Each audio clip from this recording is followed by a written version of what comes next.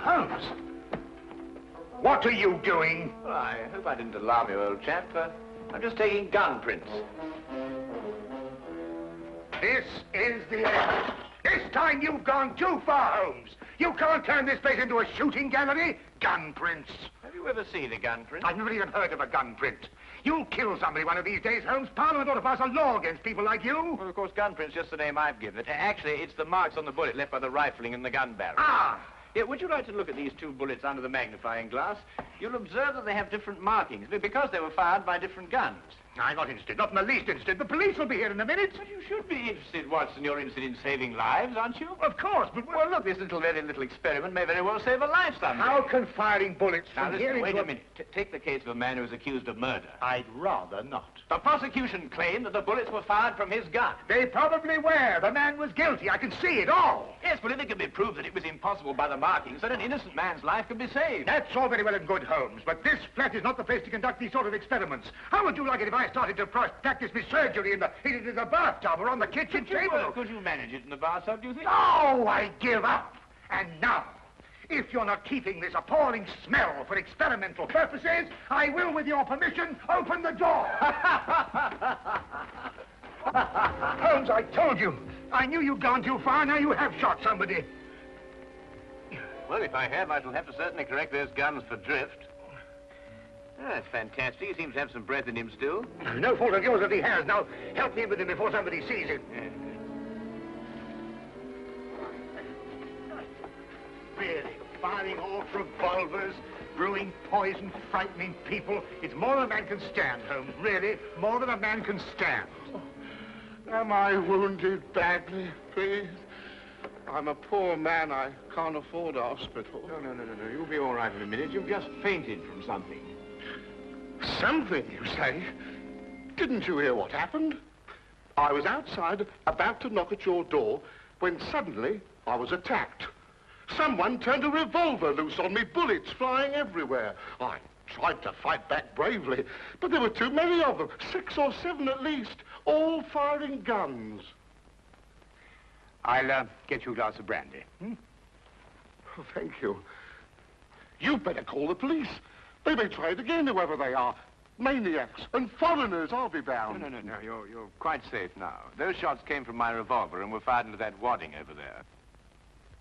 You mean you were the one who... Yes, I was just carrying out a little experiment. I must apologize for any shock I may have given you. And no one is after me? And not to my knowledge, Mr. Wilson. Here, will you drink this, huh? Oh, thank you. You called me Mr. Wilson just now.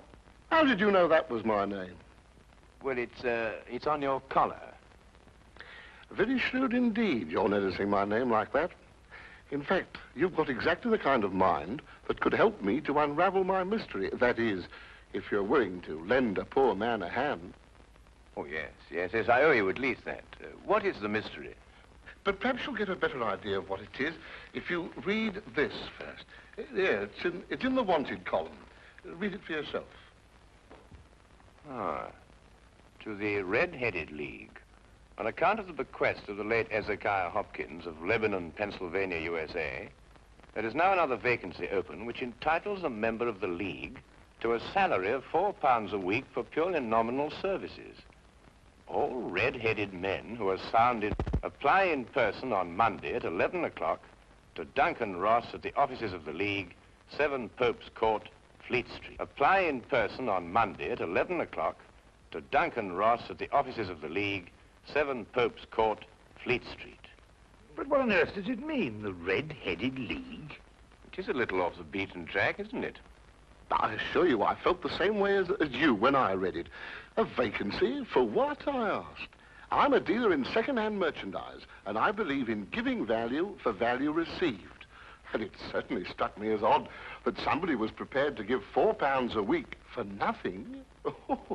But young Spaulding took a different view of it. Oh? Who is young Spaulding? Vincent Spaulding. He's my assistant, and I couldn't wish for a nicer young man. I see. Now, suppose you tell me the story as it happened, right from the beginning. From the beginning? Yes, of course. Well, it all started 2 months ago when that paper came out. I was in the shop at the time. I'm there practically the whole of my time. I'm a widower and I've got little else to do. When young Spaulding came back from lunch. Mr. Wilson, if you only knew how I wish that I had red hair like you. Huh? Don't believe it or not. Here is another vacancy for the League of Red-Headed Men. A league of what? Red-Headed Men. Surely you've heard of them, haven't you? Oh, I'm afraid I don't get about as much as some of you young people do. Well, I should have thought everyone would have heard of the League of Red-Headed Men. Well, at least everyone who was eligible. Now, a man like you, if he were accepted, could make himself a nice little nest egg without hardly lifting a hand. Vincent, I've told you before, there's one thing you've got to learn in life. Nobody ever gets anything except by the sweat of his brow. Value receives value. What is this Red-Headed League? Take a look at this paper yourself. How I wish my hair would change color, really I do. What a nice little nest egg I'd make for myself.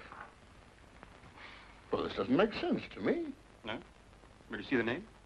Hezekiah Hopkins? Yes. Oh, he was an American millionaire. Very peculiar in his ways. He was red-headed himself and had great sympathy for all red-headed men. So when he died, he left an enormous fortune in the hands of trustees to make life easier for all red-headed men. Oh, really? Yeah, red-headed men. Uh-huh. Oh, but I couldn't apply even if I wanted to. I've got the shop here to look after. That's the whole point. The work don't amount to anything. Absolutely nothing at all. It need not interfere with a man's other occupation. Well, even so, probably millions of men would apply for it. No, this is limited to Londoners and to grown men. You see, this American started off from London and I suppose wanted to do the old town a good turn. And then again, I hear it's no use applying unless your hair is a real fiery red. Huh. Do you think my hair is red enough? Oh, I've never seen any redder. I could use the money. There's all sorts of repairs I could do, and... Vincent, I'm going to investigate this league. Lock up the shop. You're coming with me. Yes, sir. You're right. It is fiery red, isn't it?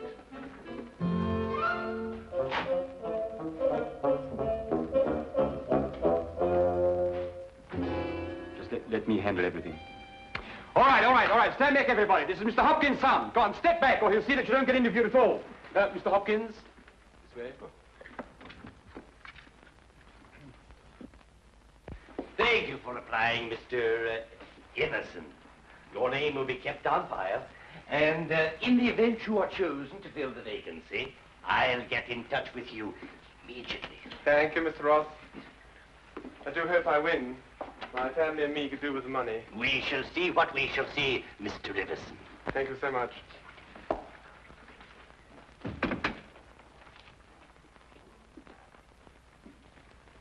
Are you the next applicant?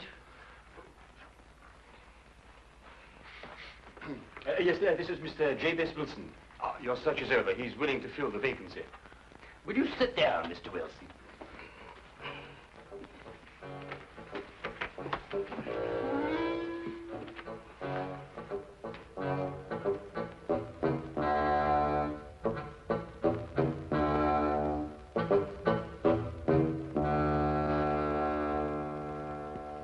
I've never seen anything like it. I told you, Mr. Wilson. It's extraordinary, beyond belief. Congratulations. It would be an injustice to hesitate. Oh, I've got the position. You have. You will, however, excuse me for taking an obvious precaution. There are tears in your eyes. I perceive all is as it should be, but we have to be careful, for twice now we have been deceived by wigs, and once by paint. I'm sorry the vacancy has been filled, but thank you one and all for coming. Get on, John, no coming no more. My name is Duncan Ross. I'm one of the trustees in charge of the fund left by your noble benefactor. When shall you be able to embark upon your new duties?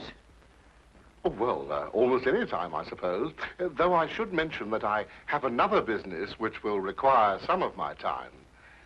Oh, so long as you're free to be here between the hours of 10 to 2, there'll be no objections. Easy enough, Mr. Wilson. There's very little business during those hours, and what there is, well, I could take care of. Oh, thank you, Vincent. I appreciate that. And what is the work? Copying the encyclopedia. Oh. The Encyclopedia Britannica. You will provide your own pen, ink, and blotting paper, and copy it down word for word. Is that agreeable? Well, yes. Our only demand is that you remain in the office, or at least in building, during working hours. If you leave, you forfeit your position forever. The will is very clear on that point. Well, it's only 4 hours a day. I shouldn't think of leaving. No excuse will avail. Neither sickness, nor business, or anything else. Here you must stay or lose your billet. I quite understand. Then, goodbye, Mr. Wilson. And again, let me congratulate you. Oh, thank you, sir. Thank you. The Encyclopedia Britannica. Ah, you'll do a wonderful job of it, Mr. Wilson. I'm sure you will.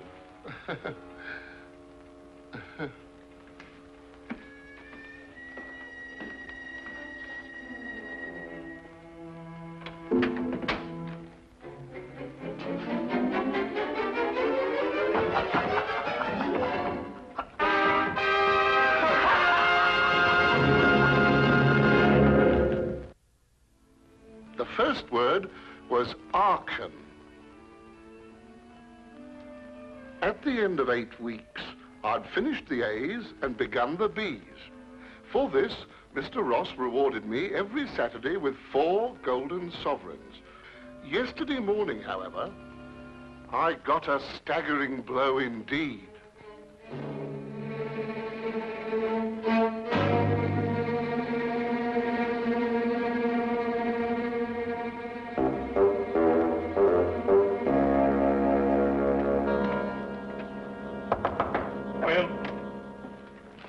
Mr. Milford? Yes, what can I do for you?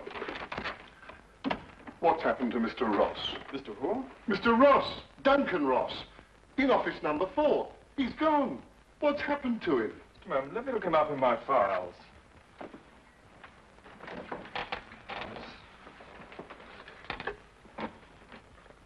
Are you a customer of this, Mr. Ross? I work for him. That is, I did up until this morning. What did you do? I copied the encyclopedia.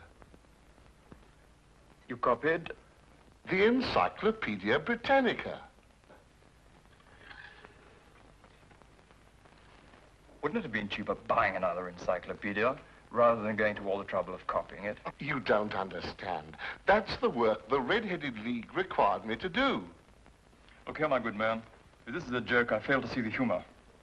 If it isn't, it's my duty to inform you that office number 4 was rented temporarily to William Morris, an accountant. I never heard of Duncan Ross, nor the Red-Headed League in all my life, and I'm certain they never existed. I got the home address of William Morris, but when I arrived there, it turned out to be a factory making ladies' unmentionables. No one had ever heard of William Morris or Duncan Ross. My word, you really were on a wild goose chase, weren't you? After that, I didn't know quite what to do. The whole experience was so embarrassing, I could hardly make myself tell it to Spaulding. Then, quite naturally, you thought of me. Oh, as I said before, I'm not a rich man. If I don't locate the League or find out what happened to them, I stand to lose £4 a week. You don't stand to lose anything, Mr. Wilson. You can't lose something you didn't possess in the first place. And the story is probably a pack of lies in any case. Holmes. And if it isn't, you've no reason to complain. You're £30 richer by your experience, not to mention the invaluable knowledge you've gained on every subject under the letter A. If I were you, Mr. Wilson, I'd be quite grateful and forget about the whole affair. Good day to you, sir. Well, I hardly expected this kind of treatment. If you should discover a corpse at your second-hand shop in an old cello case, you're perfectly welcome to return. In the meantime, I have an experiment to conclude. I'm going to find out if firing a gun in a house is illegal. If it is, you can rely on me to report you. Holmes, what on earth persuaded you to behave like that? Yes, it was rather unseemly behavior, wasn't it, Watson? But absolutely necessary, I assure you. But why? Well, if I tell him I was willing to take on his case, he'd probably give me away to the wrong party. Why burden him with the necessity of having to keep a secret? Then you mean you're going to take the case? I wouldn't miss finding out about the Red-Headed League for all the tea in India. China, Holmes. Do you think it could be a prank, some sort of wild practical joke on Mr. Wilson? Well, at £4 a week for 8 weeks, the joke would be on someone else. It is a considerable sum, isn't it? The case, as I see it, breaks down into two whys. I think I know the first why, but the second why eludes me. Well, which is the why you know and which is the why you don't know? Well, why was the League formed? Now, that's obvious. To keep Wilson out of the shop for a certain number of hours a day. But why is the why that I want to know? Well, why is the why that you want to... I see. You mean somebody tried to get Wilson out of your shop in order to steal something from him? No. The case is too elaborate to justify stealing from so small a shop as Wilson's.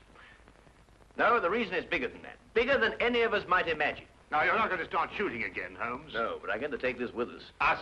Yes, you're interested in the case, aren't you? I'm a doctor, Holmes. Well, all the better if someone should get hurt.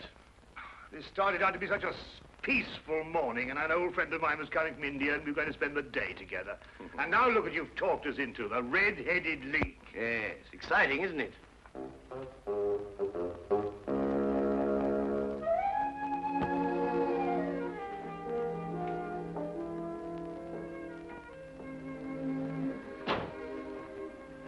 Seems to be nobody here. I wonder where it could be. I'll be right with you, gentlemen.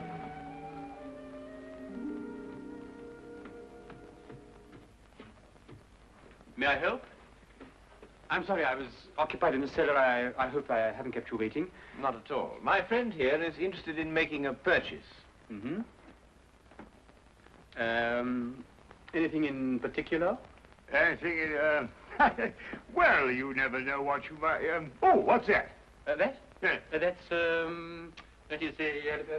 oh, yes, this is fascinating. This is the essential part of the structure of a wild boar trap. No, really? Yes. By Jove, a wild boar trap, eh? How very interesting. Now, and a very fine specimen as wild boar traps go. Yes, oh, indeed. yes, a very fine. Oh, indeed, reminds me of my day.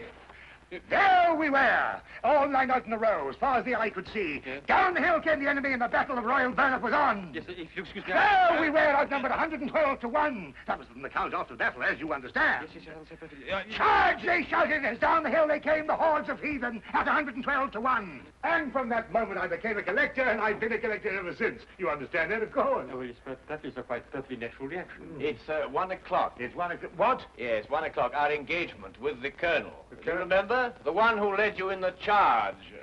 Oh, of course, yes. Well, I hope you'll keep that for me, will you? Well, there's been a fearful run on wild boar traps lately, but I'll do my best. Thank you, thank you. Thanks so much. Good afternoon. Well, what did you discover? The knees of Spaulding's trousers show considerable wear. What does that mean? That's a great deal. Let me have your stick for a minute. What are you doing? No time to explain now, but a considerable crime is in contemplation. And since today is Saturday, we may have some difficulty in preventing it. What kind of a crime? A bank robbery. What? Shh. Meet me at the side entrance of the Westminster County Bank at 10 o'clock sharp. Yes, is that the bank that's going to be... Yes. At 10 o'clock sharp, remember?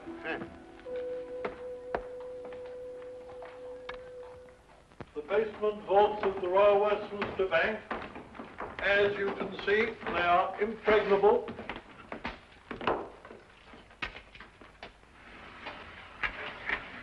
Why are you so sure that the bank's going to be robbed, Holmes? Because the knees of a man's trousers were badly worn.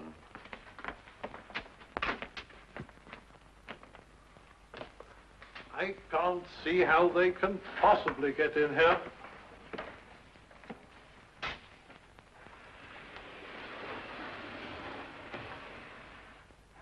Is that the gold? Yes.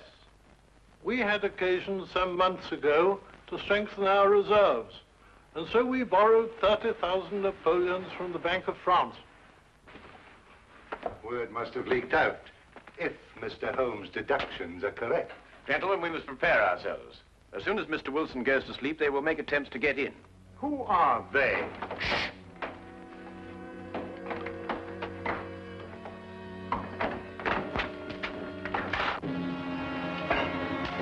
Get back.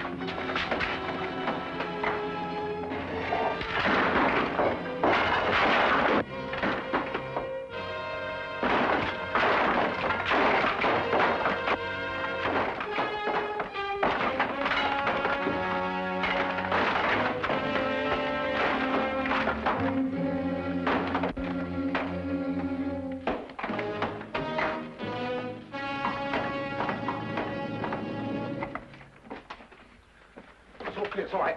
Hey, jump! All right, Spaulding, your bank-robbing days are over. So I see. I fancy my pal got away all right, though. There are 3 policemen waiting for him at the other end. You seem to have done things very, very, very neatly. I must compliment you. But I feel obliged to reciprocate. Your red-headed league was very inventive indeed. Here. You were the one who came into the shop this afternoon.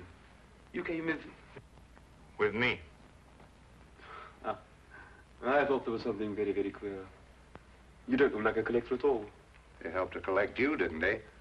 I think you'd better come along with me.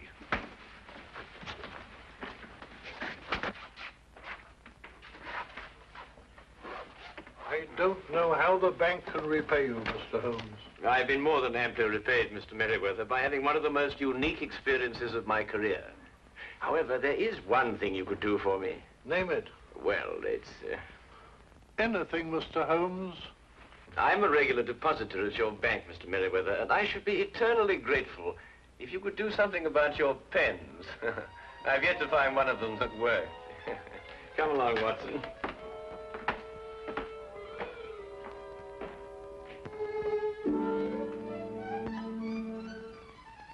What I shall never understand is how you suddenly knew there would be a bank robbery.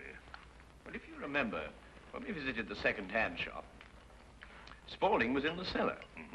I didn't pay much attention to it at the time, but later on I noticed that the knees of his trousers were badly worn, as if he'd spent some time kneeling, doing some sort of burrowing work. But burrowing where? Perhaps from the cellar to the next building. The moment the thought occurred to me, I whisked you outside and surprised you by tapping on the pavement with your stick. You certainly did. Oh, I'll just go and see who it is.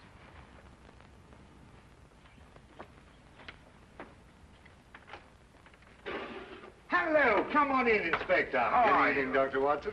I hope it's not too late to make a call. Of course not. Come right on. Well, I saw the light was on, and I just thought I'd drop in. Ah, how are you, Inspector? Now, make yourself at home. Oh, Draw thank- a chair. Thank you very much indeed. Cup of tea? Yes, please. Well, by the time the newspapers come out with a report of your exploits tomorrow, Holmes, you'll be a hero. Oh, well, I shall try and remain humble through it all. Yes, the whole of London, except, of course, Mr. Wilson. Unless I miss my guess, he wants me still to arrest you. Arrest me? What for? Well, he didn't like the way you treated him last night, you know. And then, of course, he complains that... Oh, no, it's too ridiculous. Still, I think you'd enjoy hearing about it. He claims that you were firing a revolver in this house. You know it's against the law, don't you?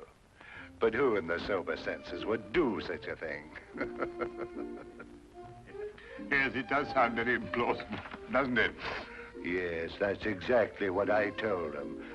I mean, people just don't do things like that, do they?